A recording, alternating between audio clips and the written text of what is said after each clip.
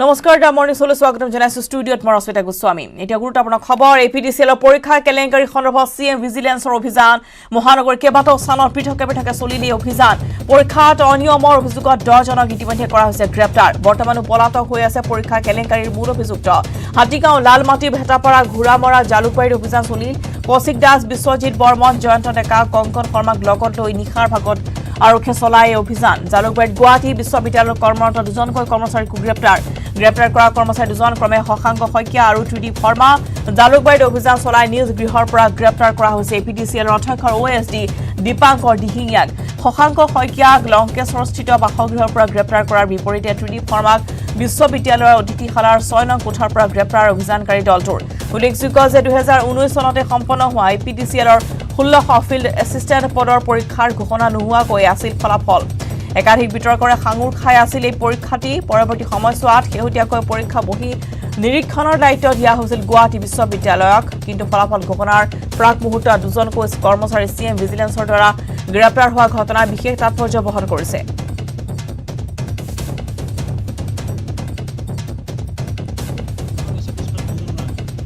আমাক গালি কৰি গৈ উঠে এই গাছৰ মাখন যে পাহাল অলপ নামি দিয়কচোন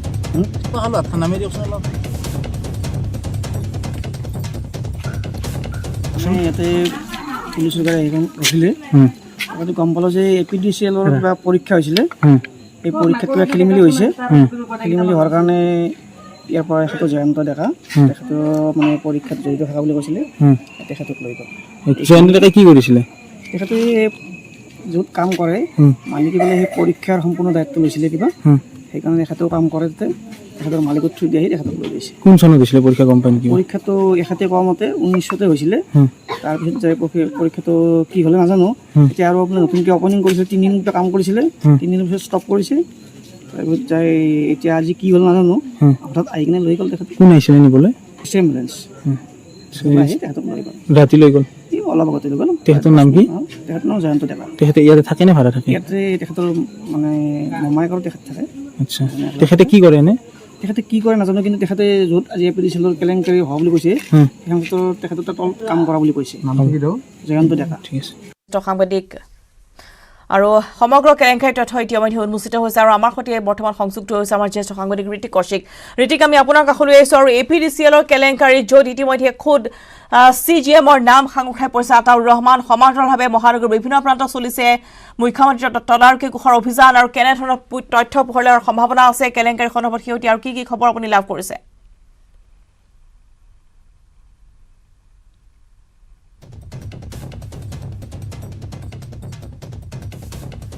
ধৰি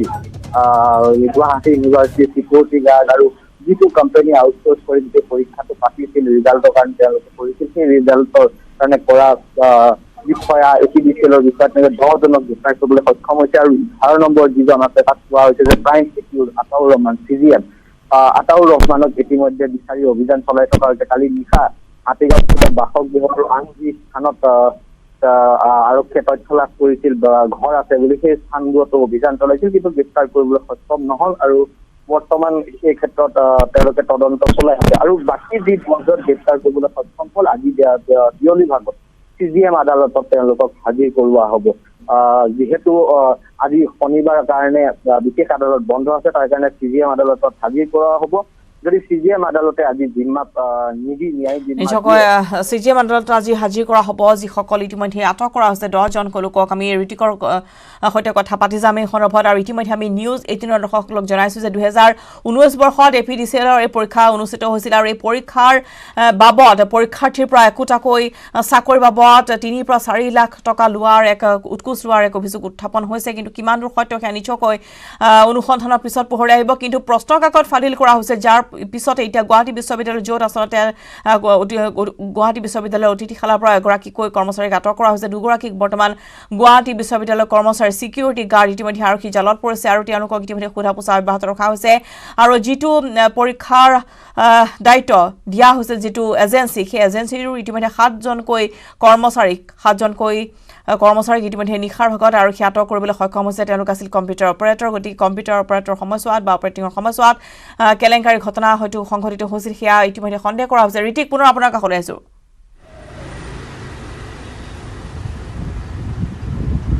চাওক ইতিমধ্যে উল্লেখ কৰিছোঁ যে 10জনক আজি আদালতত হাজিৰ কৰিব আৰু বৰ্তমান মহানগৰীৰ বিভিন্ন যি আৰক্ষী থানা আছে তেওঁলোকক আৰক্ষী থানাসমূহত লকআপত নিশা ৰখা হৈছে। আজি কিছু বৰ্তমান মই মুখ্যমন্ত্ৰী বিশেষ তদাৰকী কোষৰ সন্মুখত আছোঁ। বৰ্তমানলৈকে যিসকল তদন্তকাৰী বিষয়া তেওঁলোকে উপস্থিত হোৱা নাই, তেওঁলোকে উপস্থিত হোৱাৰ পিছতে সেই গোটেই 10জনক ইয়ালৈ লৈ অহা হ'ব আৰু যি প্ৰাৰম্ভিক সোধপোছ সেই প্ৰাৰম্ভিক সোধপোছ তেওঁলোকক কৰা হ'ব আৰু তাৰপিছত 2টা বজাৰ পিছত তেওঁলোকক আদালতত হাজিৰ কৰোৱা হ'ব। কিন্তু ইয়াত এতিয়াও আৰক্ষীৰ ফালৰ পৰা আমি যি তথ্য লাভ কৰিছোঁ যে অকল এই 10জন বা আতাউৰ ৰহমানে প্ৰাইম একিউজড যাক কোৱা হৈছে গোটেই যি কেলেংকাৰীৰ নায়ক হিচাপে তেওঁক কোৱা হৈছে, আতাউৰ ৰহমানৰ উপৰিও আৰু APDCLৰ বিষয়া কৰ্মচাৰী জড়িত থকাৰ সন্দেহ আছে। তাৰ সমান্তৰালভাৱে আন লোকো জড়িত থকাৰ সন্দেহ আছে, যি মধ্যভোগী হিচাপে কেণ্ডিডেট আৰু APDCLৰ যিসকল লোক আছে বিষয়াসকল আছে তেওঁলোকৰ মাজত ধনৰ লেনদেনটো কৰিছিল, যোনে ধন সংগ্ৰহ কৰিছিল আৰু চাকৰি কিমান পৰিমাণৰ ধন বা এগৰাকী পৰীক্ষাৰ্থীৰ বিনিময়ত কিমান ধন সংগ্ৰহ কৰিছিল, কিবা তথ্য লাভ কৰা গৈছে নেকি এই সন্দৰ্ভত? চাওক ইয়াত কিমান ধন সঠিকভাৱে ক'ব নোৱাৰিলেও কিন্তু এটা চাকৰি নামত কোনোবা কেণ্ডিডেটৰ পৰা যদি 10 লাখ টকা লৈছে, কোনোবা কেণ্ডিডেটৰ পৰা তাত 5 লাখতো হৈছে। এইখিনিত সকলোৱে চিনাকি বা পৰিয়ালৰ লোকৰ ক্ষেত্ৰত বেলেগ এটা ধনৰ লেনদেন হয়, কিন্তু এইটো 5ৰ পৰা 10 লাখ টকা ন্যূনতম ইয়াত দৰ হৈছে বুলি আমি যি তথ্য লাভ কৰিছোঁ। হয় হয় নিশ্চয়কৈ। আৰু যিহেতু আতাউৰ ৰহমান বৰ্তমান পলাতক অৱস্থাত আছে, গতিকে আতাউৰ ৰহমানৰ দৰে আৰু বহুকেইগৰাকী বিষয়া হয়তো ইয়াত জড়িত হৈ থকাৰ সম্ভাৱনা আছে। যিহেতু বৰ্তমান যিসকল গ্ৰেপ্তাৰ কৰা হৈছে তেওঁলোক আচলতে জাষ্ট তেওঁলোকৰ যে সৰু পদৰ বা ছিকিউৰিটি গাৰ্ডক আটক কৰা হৈছে বা সেই এজেঞ্চিৰ 7গৰাকীকৈ লোকক আটক কৰা হৈছে, কিন্তু যিসকল মূল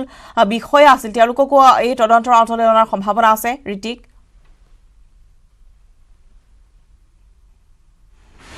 নিশ্চয়ভাৱে তাত তদন্তৰ আওতালৈ আহিব লাগিব, কাৰণ চেয়াৰমেনগৰাকীৰ যি OSD গ্ৰেপ্তাৰ কৰিছে দীপাংকৰ দিহিঙীয়াক, আৰু যেতিয়া OSD গৰাকী জড়িত আছে ইয়াত এইটো CGM এগৰাকী প্ৰাইম একিউজ হিচাপে কোৱা হৈছে, তেন্তে আন বহু বিষয়াও জড়িত থকাৰ ইয়াত সন্দেহ কৰিব পাৰি আৰু এই ক্ষেত্ৰত হয়তো প্ৰমাণ পোৱাৰ লগে লগে আন বিষয়াও জালত পৰিব। আৰু আমি পূৰ্বতেও আমি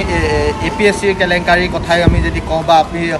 যি চাঞ্চল্যকৰ SI নিযুক্তি কেলেংকাৰী, এই সময়ছোৱাতো দেখিছিলোঁ যে শীৰ্ষ পৰ্যায়ৰ লোকৰ পৰা একদম কনিষ্ঠ পৰ্যায়ৰ লোকলৈকে ইয়াত জড়িত হৈ আছে। অকল বিভাগীয় লোকেই নহয়, আন লোকো জড়িত হৈ আছে, সাধাৰণ লোকো জড়িত হৈ আছে, যিসকলে মধ্যভোগী হিচাপে দালাল হিচাপে কাম কৰি আছে। আৰু যি মুখ্যমন্ত্ৰী বিশেষ তদাৰকী কোষৰ তৰফৰ পৰা যি আমাক কোৱা হৈছে যে এইটো আৰম্ভণিহে হৈছে, এই ক্ষেত্ৰত আৰু বহু লোক জালত পৰাৰ সম্ভাৱনা। নিশ্চয়কৈ ঋতিক, ধন্যবাদ জনাইছোঁ। আমি পুনৰ যাম আপোনাৰ কাষলৈ আৰু এই সন্দৰ্ভত নতুন নতুন খবৰ আহি আছে। যিহেতু বৰ্তমান CGM আদালতত আজি হাজিৰ কৰা হ'ব 10গৰাকীকৈ যিসকলক আটক কৰা হৈছে এই কেলেংকাৰীৰ সমান্তৰালভাৱে, য'ত APSC কেলেংকাৰীৰ সৈতে জড়িত হৈ থকা লোকসকলক যেনেদৰে আচলতে তদন্ত কৰা হৈছিল, তদন্তৰ আওতালৈ অনা হৈছিল, য'ত SI কেলেংকাৰীটো বহু কেইগৰাকী বিষয়া তাত জড়িত হৈ থকাৰ কথা ইতিমধ্যে পোহৰলৈ আহিছিল বা সেই অভিযান বা সেই তদন্ত চলি আছিল। আৰু সেই সময়ছোৱাতে দেখিবলৈ পোৱা গৈছে যে এতিয়া APDCLৰ পৰীক্ষা, যিটো পৰীক্ষাৰ এতিয়া কথা কোৱা হৈছে 2019 চনত হৈছিলে, আৰু ইতিমধ্যে এই 2019 চনত অনুষ্ঠিত হোৱা এই পৰীক্ষাটো অসমৰ বিভিন্ন প্ৰান্তত বহু হাজাৰ বহু লাখ পৰীক্ষাৰ্থী অৱতীৰ্ণ হৈছিল। কিন্তু ইতিমধ্যে এই পৰীক্ষাৰ্থীসকলৰ পৰা এটা চাকৰিৰ বাবদ 5ৰ পৰা 10 লাখ টকা উৎকোচ লোৱাৰ এক অভিযোগ উত্থাপন হৈছে, আৰু যাৰ ফলত ইতিমধ্যে CM তদাৰকী শাখাই অভিযান অব্যাহত ৰাখিছে। উৎপল হালৈৰ সৈতে সংযুক্ত হ'ম আমি। উৎপলে এই সন্দৰ্ভত শেহতীয়া খবৰসমূহ আমাক জনাই থাকিব। ইতিমধ্যে পৰীক্ষাত অনিয়মৰ অভিযোগত 10জনক গ্ৰেপ্তাৰ কৰা হৈছে আৰু অভিযান চলি আছে। উৎপল, শেহতীয়া খবৰ আৰু কি লাভ কৰিছে? হয়, ঋত্বিক কৌশিকে ইতিমধ্যে সম্পূৰ্ণ তথ্য জনাইছে যে যিহেতু এই যি দুৰ্নীতি হৈছিলে বা অবাধ কেলেংকাৰী হৈছিলে, কেলেংকাৰীৰ প্ৰাথমিক পৰ্যায়ত আমাক যি পৰীক্ষাত উত্তীৰ্ণ নামত 2 লাখ টকা সংগ্ৰহ কৰিছিলে আৰু পৰৱৰ্তী পৰ্যায়ত চাকৰি নিশ্চিতৰ বাবে 5ৰ পৰা 7 লাখ টকা সংগ্ৰহ কৰা বুলি এই মুহূৰ্তত আন এক খবৰ আহিছে। আৰু যিহেতু এই ইতিমধ্যে CM ভিজিলেন্সৰ লোক কাৰ্যালয়লৈকে আহি উপস্থিত হোৱা নাই, যিহেতু নিশা প্ৰায় 3 বজালৈকে অভিযান চলিছিলে আৰু আমি 3 বজালৈকে তেখেতসকলৰ লগতে আছিলোঁ। লগত থকা সময়তে গম পাইছিলোঁ যে অকল মহানগৰীৰ সেই 4টা স্থানে নহয়, মহানগৰীৰ লগতে যিসমূহ অন্যান্য স্থান বা অন্যান্য বাসগৃহ আছে বা তেখেতৰ পৰিয়ালৰ লোক আছে বা জয়ন্ত ডেকাৰ ঘৰত যি সময়ত লালমাটিত অভিযান চলিছিল, সেই সময়ত অকল জয়ন্ত ডেকাৰ ঘৰতে নহয়, তেখেতৰ মোমায়েকৰ ঘৰতো অভিযান চলাইছিলে যে মোমায়েকৰ ঘৰত কোনো ধৰণৰ নথি পত্ৰ আছে নেকি, তেনেধৰণৰ কথাসমূহ পোহৰলৈ আহিব। আৰু যি 10গৰাকী লোকক আজি যিহেতু কোৰ্টত বা আদালতত হাজিৰ কৰিব আৰু আদালতত হাজিৰ কৰাৰ সময়তে 5 দিনত তেখেতসকলৰ ন্যায়িক জিম্মাত বিচাৰিব আৰু তেখেতসকলৰ যেতিয়া কাষ্টডিত বিচাৰিব বা জিম্মাত থকা সময়ত এই 5 দিনত তেখেতসকলৰ পৰা কি ধৰণৰ তথ্য ওলায় বা সময় উকলাৰ লগে লগে সেই প্ৰতিটো কথা পোহৰলৈ আহিব। আৰু কিন্তু মূল অভিযুক্ত যিহেতু আতাউৰ ৰহমানৰ কথা উল্লেখ হৈছে, আতাউৰ ৰহমান CGM হয় তেখেতে কিন্তু পলাতক অৱস্থাত আছে তেখেতে গোচৰ ৰুজু হোৱা খবৰ তেখেতে হয়তো কোনোবাই যোগান ধৰিছিলে বা তেখেতে খবৰ কৰবাত পাইছিলে আৰু সেই খবৰ পোৱাৰ পিছতে তেখেতে গুৱাহাটী মহানগৰ এৰি পলায়ন কৰিছে আনহাতে যি গোটেই প্ৰক্ৰিয়া ৰুজি কলিতা বাইদেৱে গোটেই কথাখিনি তদন্ত কৰি আছে আৰু ৰুজি কলিতা বাইদেৱে সুচাৰুৰূপে পূৰ্বৰ যিসমূহ গোচৰ আছে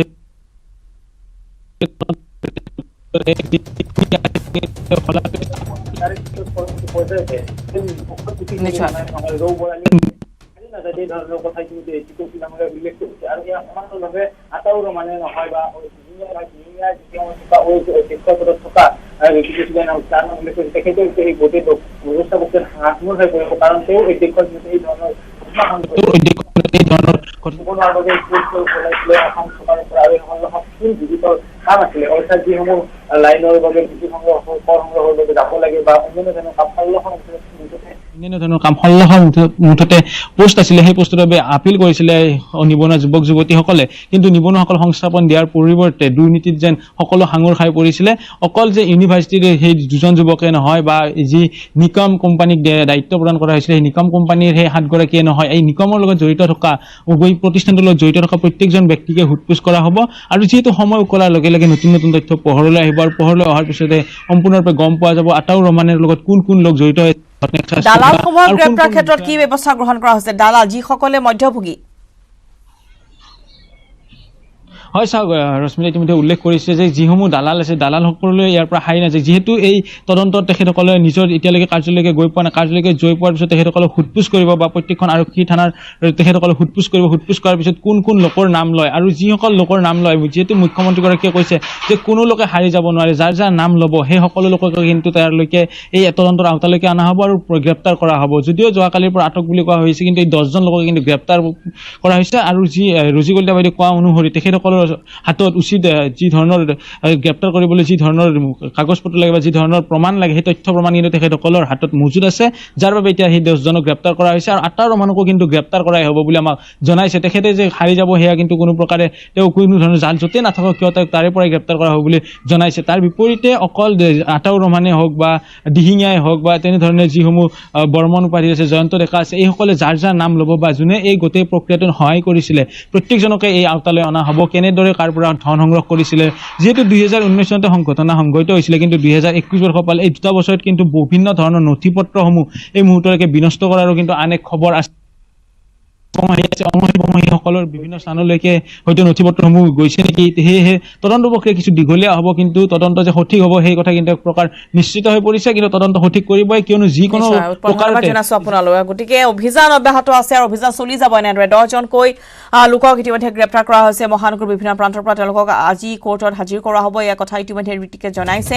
আৰু সমান্তৰালভাৱে সমগ্ৰ অসমৰে যিহেতু বিভিন্ন প্ৰান্তৰ বহু লাখ লাখ পৰীক্ষাৰ্থী অৱতীৰ্ণ হৈছিল পৰীক্ষাত কাৰ পৰা কিমান ধন লৈছিল সেয়া এতিয়াও পোহৰলৈ অহা নাই যেহেতু সন্দেহ কৰা হৈছে যে পৰীক্ষাত বহাৰ বিনিময়ত অৰ্থাৎ তেওঁলোকক প্ৰশ্ন কাকত দিয়াৰ বিনিময়ত 2 লাখকৈ টকা লৈছিল প্ৰথমতে তাৰ পিছত হয়তো পৰীক্ষা দিয়াৰ পিছত সেই ধনৰ পৰিমাণ বৃদ্ধি পাব পাৰে 5 পৰা 10 লাখৰ ভিতৰত এটা চাকৰি তেওঁলোকৰ বিক্ৰী কৰাৰ অভিযোগ উত্থাপন হৈছে আৰু এনেদৰে এতিয়া নিকন এজেন্সি যাক আচলতে পৰীক্ষাৰ নিয়ন্ত্ৰণৰ দায়িত্ব দিয়া হৈছিল বা পৰীক্ষা পতাৰ দায়িত্ব দিয়া হৈছিল সেই পৰীক্ষাৰ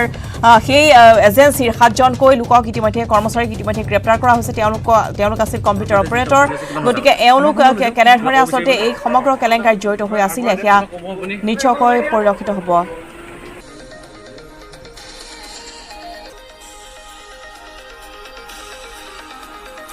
আৰু গ্ৰেপ্তাৰ কৰাৰ সময়ছোৱাত কোনো ধৰণৰ প্ৰতিক্ৰিয়া তেওঁলোকে সংবাদ মাধ্যমৰ আগত প্ৰকাশ কৰা নাই যদিও অভিযান অব্যাহত আছে আৰু সেইটা খবৰ আমি পৰৱৰ্তী সময় লৈ আহিম সময় হৈছে এটি খন্তেক বিৰতিৰ মই আজি এই আপোনালোকৰ যি নতুন প্ৰগ্ৰেম আৰম্ভ কৰিছে rising sports shining north east বহুত শুভেচ্ছা দিলোঁ বহুত আমাৰ বক্সিং ফেডাৰেশ্যন অসম বক্সিং সন্থাৰ ফালৰ পৰা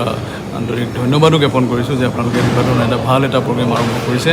আহিব লগা দিনবোৰত স্পৰ্টছৰ আৰু ভাল হওক আৰু আপোনালোকে এনেকুৱা ধৰণৰ প্ৰগ্ৰেমবোৰে আমাক উৎসাহিত কৰে খেলুৱৈক উৎসাহিত কৰিব আশা ৰাখিছোঁ মেৰী কম লাভলীনাৰ নিচিনা দীপা কৰ্মকাৰ যেনেকুৱা ক'লে নিচিনা মীৰাবাই চানু নিচিনা প্লেয়াৰ আকৌ ওলোৱাৰ ক্ষেত্ৰত আপোনালোকে প্ৰগ্ৰেমে যথেষ্ট সহায় কৰিব মোৰ আন্তৰিক শুভেচ্ছা থাকিলে মাইথান ষ্টীল ইমান ষ্ট্ৰং যে 20% কমকৈ লাগে ষ্ট্ৰং আৰু বুদ্ধিয়ক মাইথান নিৰ্মাণৰ মানদণ্ড নিউজ হেডলাইন আগবঢ়াইছে পেট চফা আয়ুৰ্বেদিক চূৰণ পেট চফা প্ৰতিদিনে মজা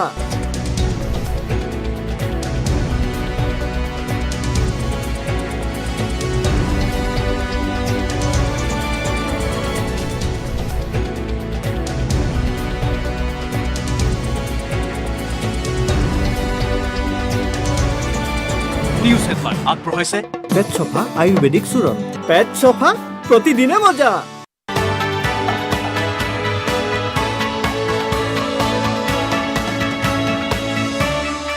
সকলো মাতৃয়ে নিজৰ সন্তানক কিবা এটা ভাল দেখিলে ভাল পায় আমাৰ তেনেকেই ভাল লাগিছে সঁচা কথা ক'বলৈ হ'লে আমি তাইক তেনেকৈ উৎসাহ বুলি দিব পৰাই নাই তাই নিজৰ মতেই কৰিয়ে তেনেদৰে কাম কৰিছে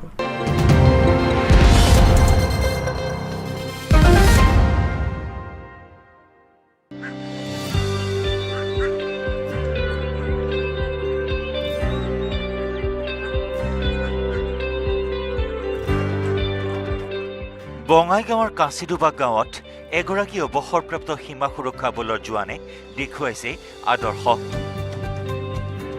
সীমা সুৰক্ষা বলৰ হাবিলদাৰ হিচাপে অৱসৰ গ্ৰহণ কৰি অহাৰ পিছতে লংকেশ্বৰ ৰায়ে কৃষি কৰ্মত মনোনিৱেশ কৰা পৰিলক্ষিত হয় ঘৰলৈ আহি চৰকাৰী পেঞ্চনৰ টকাকেইটাক আশা নকৰি বিভিন্ন কাম কাজ তথা ব্যৱসায় কৰি তেওঁ আৰ্থিক উপাৰ্জন বৃদ্ধি কৰাৰ প্ৰয়াস কৰে কিন্তু কোভিড মহামাৰীৰ বাবে সৰু সুৰা কাম কাজ ব্যৱসায় আদি বন্ধ হোৱাত আৰম্ভণিতেই কিছু সমস্যাত পৰিবলগীয়া হয় পৰৱৰ্তী সময়ত নিজ ককায়েকক লগত লৈ লংকেশ্বৰ ৰায়ে হাঁহ কুকুৰাৰ ফাৰ্ম আৰু মৎস্য পালনৰ ব্যৱসায় আৰম্ভ কৰে একেদৰে প্ৰায় 12 বিঘা খেতি মাটিত বতৰৰ বিভিন্ন শাক পাচলিকে আদি কৰি ধান খেতি আৰম্ভ কৰে লংকেশ্বৰ ৰায় আৰু তেওঁৰ জ্যেষ্ঠ ভাতৃ টংকেশ্বৰ ৰায়ে উপাৰ্জনৰ বাকী পথ কোভিড পৰিস্থিতিৰ বাবে বন্ধ হৈ পৰাত দুয়ো কৃষি কৰ্মত মনোনিৱেশ কৰিবলৈ লয় তেওঁলোকৰ ফাৰ্মখনত বিভিন্ন প্ৰকাৰৰ হাঁহ কুকুৰাৰে ভৰি আছে বিভিন্ন প্ৰজাতিৰ কুকুৰাৰ লগতে হাঁহ পাৰ টাৰ্কি আদি ফাৰ্মখনত পালন কৰিছে ফাৰ্মৰ লগতে এটা পুখুৰী খান্দি মাছ পালনো কৰিছে বৰ্তমান ধান খেতিও কৰিছে অৱসৰপ্ৰাপ্ত সীমা সুৰক্ষা বলৰ জোৱানজনে দৈনিক হাঁহ কুকুৰা বিক্ৰী কৰাৰ লগতে হাঁহ কুকুৰা বিক্ৰী কৰি মাহেকত 30ৰ পৰা 35,000 টকা আয় কৰে বুলিও অৱসৰপ্ৰাপ্ত জোৱানজনে জানিবলৈ দিয়ে ইয়াৰ উপৰিও বতৰৰ খেতিসমূহ বিক্ৰী কৰি আৰ্থিকভাৱে লাভৱান হয় বুলি জনাইছে তেওঁ হাঁহ কুকুৰা কণী পাচলি আদি ফাৰ্মখনৰ পৰা বিক্ৰী হোৱা বুলিও তেওঁ জানিবলৈ দিয়ে মই BSFৰ পৰা ৰিটায়াৰ হৈ আহি ঘৰতে বহি নাথাকি লাহে লাহেকৈ কিছুমান কাম কৰিলোঁ তাৰপিছত এতিয়া নতুনকৈ এইটো আৰম্ভ কৰিছোঁ আজি 1.5 বছৰৰ পৰা হাঁহ কুকুৰা পালন খেতি বাতি শাক পাচলি খেতি পুখুৰীৰ মাছৰ তাৰপিছত এনেকৈ ভাল হৈছে আৰু মানে ঘৰতে বহি থাকিলেতো আজিকালি নচলে মানুহৰ কিবা কাম কৰি খাব লাগিব আজিকালি খৰচ যথেষ্ট বাঢ়ি গৈছে সেইকাৰণে মানে এইবিলাক আৰম্ভ কৰিছোঁ আৰু যথেষ্ট লাভৱানো হৈছোঁ এনেকুৱা নহয় মোৰ লগতে মোৰ দাদাৰ পৰিয়ালখনো ভালকৈ চলিব পাৰিছে দাদা আৰু মই দুইজনে কৰোঁ একেলগে কাম ইয়াত বতৰত বহুত খেতি বাতি হয় আমাৰ ইয়াতে খেতি কৰা হয় শাক পাচলি খেতি ধান খেতি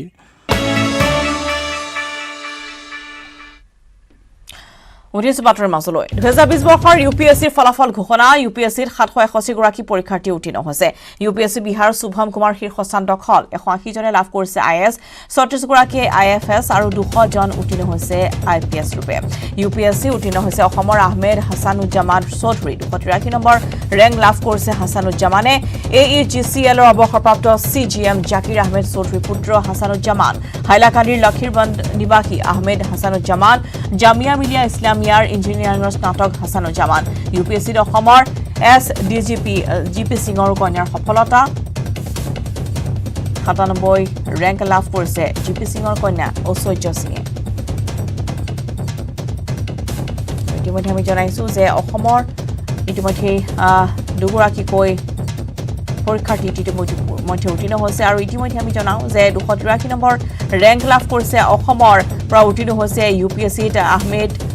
হাছানুজ্জামান চৌধুৰী 283 নং ৰেংক লাভ কৰিছে হাছানুজ্জামানে AEGCL ৰ অৱসৰপ্ৰাপ্ত CGM জাকিৰ আহমেদ চৌধুৰী পুত্ৰ হাছানুজ্জামান আৰু হাইলাকান্দিৰ লক্ষীৰবন্দ নিবাসী হৈছে আহমেদ হাছানুজ্জামান জামিয়া মিলিয়া ইছলামিয়াৰ ইঞ্জিনিয়াৰিঙৰ স্নাতক হাছানুজ্জামানৰ এই সাফল্য স্বাভাৱিকতে এতিয়া উৎফুল্লিত হৈ পৰিছে তেওঁৰ পৰিয়ালবৰ্গ লগতে হাছানুজ্জামানৰ প্ৰতিক্ৰিয়াও আমি লাভ কৰিবলৈ চেষ্টা কৰিম আৰু তেওঁৰ ঘৰত বা তেওঁৰ সেই হাইলাকান্দিত কেনেধৰণৰ পৰিৱেশ আহে আমি জনাৰ চেষ্টা চলাম আনহাতে UPSCৰ অসমৰ SDGP সিঙৰ কন্যাৰ সফলতা 97 ৰেংক লাভ কৰিছে GP সিঙৰ কন্যা ঐশ্বৰ্য সিঙে ঘোষণা কৰা হৈছে 2020 বৰ্ষৰ UPSCৰ ফলাফল UPSCত 765 গৰাকী পৰীক্ষাৰ্থী উত্তীৰ্ণ UPSC বিহাৰৰ শুভম কুমাৰ শীৰ্ষস্থান আৰু অনিৰুদ্ধ লস্কৰৰ সৈতে আমি সংযুক্ত হৈছো অনিৰুদ্ধ ইতিমধ্যে অসমৰ বাবে এটা ভাল খবৰ UPSCত উত্তীৰ্ণ হৈছে অসমৰ আহমেদ হাছানুজ্জামান চৌধুৰী যদি ইতিমধ্যে তেওঁ 283 নম্বৰ স্থান দখল কৰিবলৈ সক্ষম হৈছে গতিকে কেনেধৰণৰ পৰিৱেশ এতিয়া দেখিবলৈ পোৱা গৈছে বা কি প্ৰতিক্ৰিয়া তেওঁৰ পৰিয়ালৰ বা আত্মীয় স্বজনৰ হয় ৰশ্মিতা আমি আহমেদ হাছানুজ্জামানৰ চৌধুৰীৰ ঘৰতে আছোঁ আৰু ঘৰতে এতিয়া আহি ৰাতিপুৱা আহি দেখিছোঁ ঘৰৰ মা দেউতাৰ লগত গৈ কথা পাতি আছিলে আমি তাৰ লগতে কথা পাতি ফাৰ্ষ্ট ৰিয়েকশ্যন যদি আপুনি যেতিয়া গম পাইছে আপুনি অল ইণ্ডিয়া ৰেংক 280 পাইছে কি ক'ব I'm very happy and quite relieved right now and thankful to Allah Almighty and my family members and relatives and teachers whoever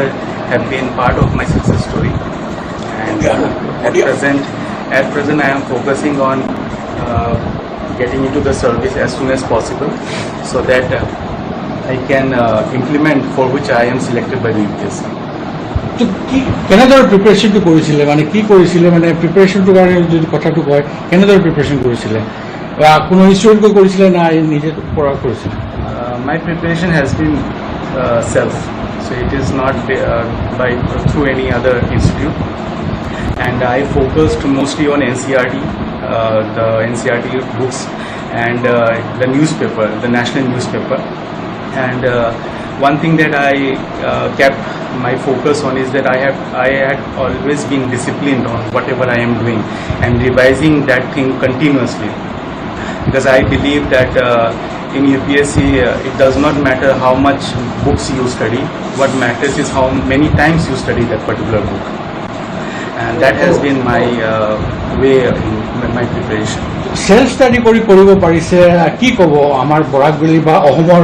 যিমানখিনি কেণ্ডিডেট আছে প্ৰবল কেণ্ডিডেট আছে এইবিলাকত কি মেছেজ দিব আপুনি My message will be that anyone can clear civil service. There is nothing that only the people from elite families can get into the service. It is not like that. Civil service give opportunity to every each, even the children coming from farmer family.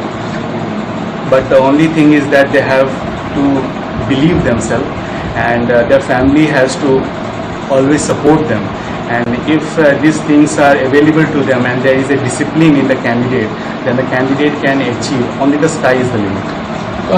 Rashmita আমাৰ লগত আমাৰ দেউতাৰ লগত আছে জাকিৰ চাহাব আপুনি কি ক'ব আপোনাৰ ফাৰ্ষ্ট প্ৰজেক্ট আছে জানি এতিয়া আপুনি গম পাইছে আপোনাৰ ল'ৰা অল ইণ্ডিয়া ৰেংকত 286 লাভ কৰিছে আলহামদুলিল্লাহ মই খুব ভাল পাইছোঁ যে মোৰ ল'ৰাটো অল ইণ্ডিয়া ৰেংকত সোমাই গৈছে আৰু ভাল এটা ৰেংক পাইছে এইটোৰ কাৰণে সি ডেডিকেশ্যন আছে পাৰ্চিভাৰেঞ্চ আছে অনেষ্টি চিনচিয়াৰিটি আছে তাৰ কেৰিয়াৰৰ আৰু তাৰ যে হাৰ্ড ৱাৰ্কটো বিপৰত নাযায় এইটো তাৰ ছাকচেছত আমি প্ৰমাণ পাইছোঁ আৰু আপোনাৰ দেখিছোঁ ফোন ৰাতিপুৱাৰ পৰাই চলি আছে কি ক'ব প্ৰিপেৰেশ্যনটো কেনেকুৱা আছিলে কি ক'ব আপোনাৰ ল'ৰাই প্ৰিপেৰেশ্যন একদম sincerely preparation কৰিছে একদম basic knowledge to the latest all types of newspapers and other books whichever available in the market. He learned from all these books and news. Accordingly he prepared আমাৰ আশা আছিল যে ভাল এটা rank আহিব আমিও অভিনন্দন জ্ঞাপন কৰিছোঁ নিউজ 18 তৰফৰ পৰা হাছানুজ্জামানলৈ লগতে ইতিমধ্যে AGCLৰ মুখপাত্ৰ CGM জাকিৰ আহমেদ চৌধুৰী তেওঁ ইতিমধ্যে উল্লেখ কৰিছে যে আশা কৰা হৈছিল এনেধৰণৰ ফলাফল আৰু আচলতে হাছানুজ্জামানে উল্লেখ কৰিছে যে কোনো কামেই আচলতে অসাধ্য নহয় কোনো কামেই আচলতে টান নহয় গতিকে অসমৰ ল'ৰা ছোৱালীও এনেদৰে চিভিল ছাৰ্ভিচত নিজৰ স্থান ৰাখিব পাৰিব সেয়া আছিল হাইলাকান্দিৰ পৰা আমাৰ পোনপটীয়া সম্প্ৰচাৰ খবৰ দিছা বাতৰিৰ সময়